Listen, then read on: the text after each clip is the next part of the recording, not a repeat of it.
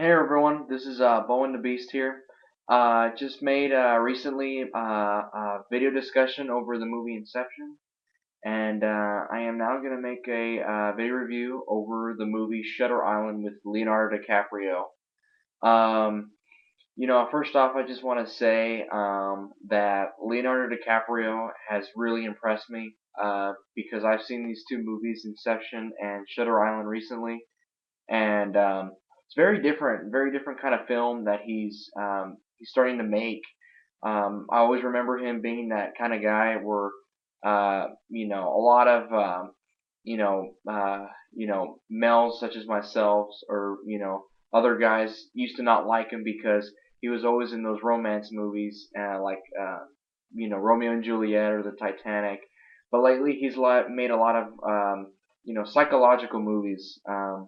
Like Shutter Island and Inception. So I want to review Shutter Island. So if you haven't seen the movie, there's a lot of spoilers, so don't watch this video. Um, but I thought it was really amazing how this movie throughout the film kept you guessing. Your mind was, spinning in, 100 different directions. Who could Andrew Latis be?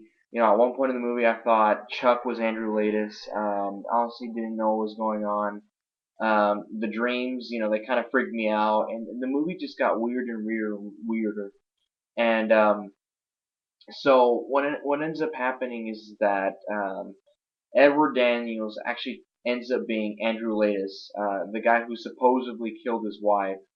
Um, but Leonardo DiCaprio, from what I got, was so ashamed of himself that not only that he killed his wife, but he didn't give his wife the medical attention that she needed because she did have an insect inside her brain, and so he felt shame for himself and for his wife, and that's why he, switched his name, switched Andrew Latis to Edward Daniels, and Rachel or Dolores to Rachel Solando.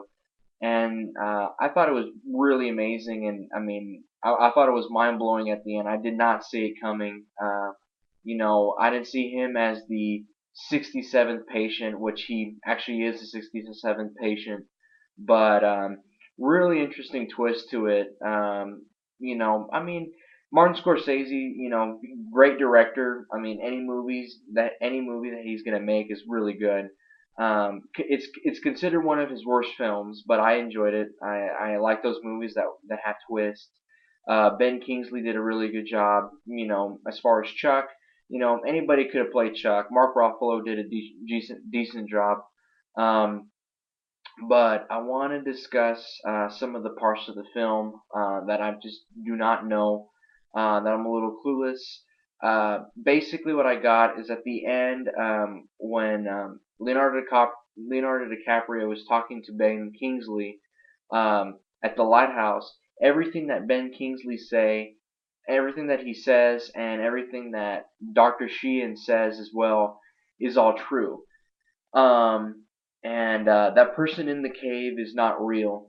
And I know at first when you're seeing it, you want to believe Leonardo DiCaprio, but then you realize the second time, third time you see it that everything that Ben Kingsley is saying is true. About the anagrams, about him fantasizing, about him being a violent patient. What I want to know from you guys is I have a couple of questions.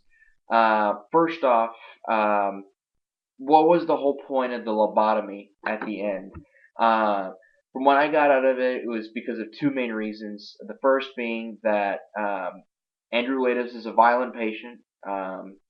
He was extremely violent. He beat up George Noyce because George Noyce kept continually calling him Andrew Latos.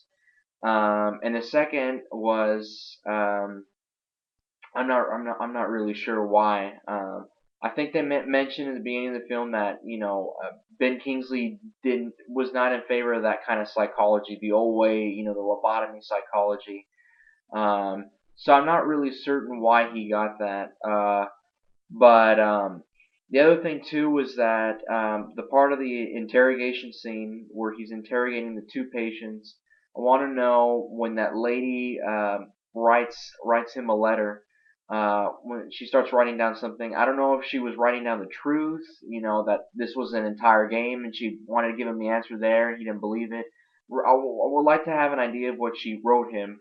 The last thing I want to ask you guys is, um, at the end, I'm pretty sure that, he regressed. He's been regressing for the past 24 months, but at the end, I'm pretty sure that when he says, you know, live, you can live like a monster or die a hero.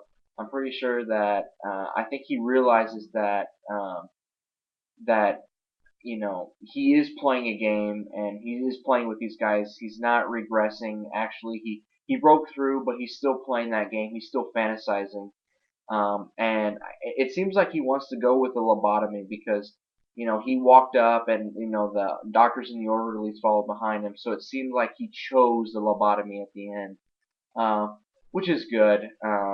But it was a very good movie. I enjoyed it. Not one of Scorsese's best films, but very enjoyable. I love twists. Uh, and I'm starting to become a fan of DiCaprio now. I used to not like him because of all those romance movies, but I'm starting to like his new style movie. So tell me what you think. If you can't answer my questions, please comment and subscribe. Thanks a lot, everyone.